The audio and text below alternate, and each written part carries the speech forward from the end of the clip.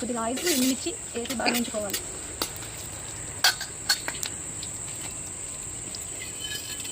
కొన్ని ధనియాలు,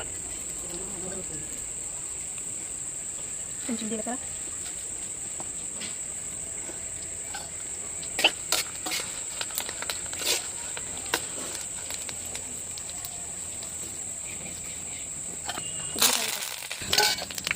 కొద్దిగా అల్లం ముక్క వేసుకున్నాను. ఇప్పుడు అన్నీ ఎర్రగేసి గిన్నెలో తీసుకున్నాను.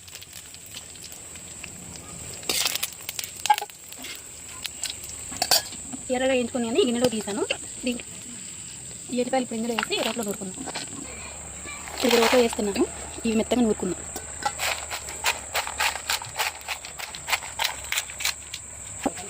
ఈ గోంగూరని ఎర్రగా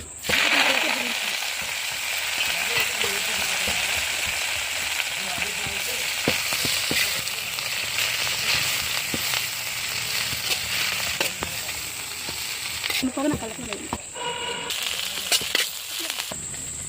దీంట్లో కొద్దిగా ఉప్పు వేసుకుందాం.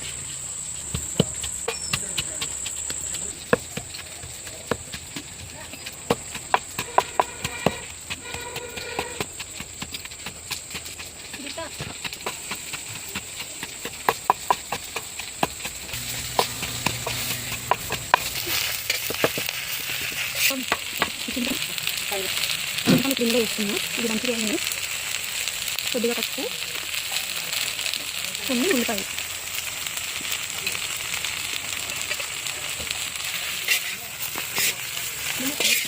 ఇందాక మిరపకాయలు కొంచెం వేసాను. దీంట్లో గోంగూర కొంచెం ఉప్పు,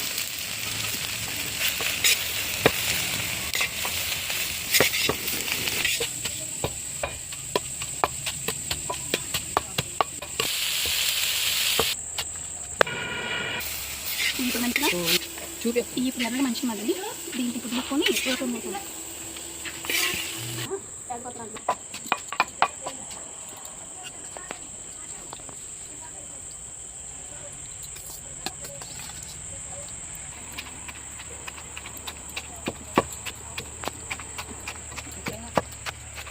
ఇప్పుడు ఇందులో గోంగూర వేసుకొని మెత్తగా నూరుకుందాం.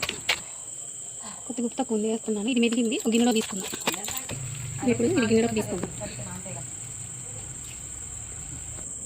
దీంట్లో ఇప్పుడు పచ్చి ఉల్లిగడ్డ వేసుకుంటే టేస్ట్ బాగుంటుంది. గోంగూర చట్నీ చాలా బాగా వచ్చింది. ట్రై చేసి లైక్ చేయండి.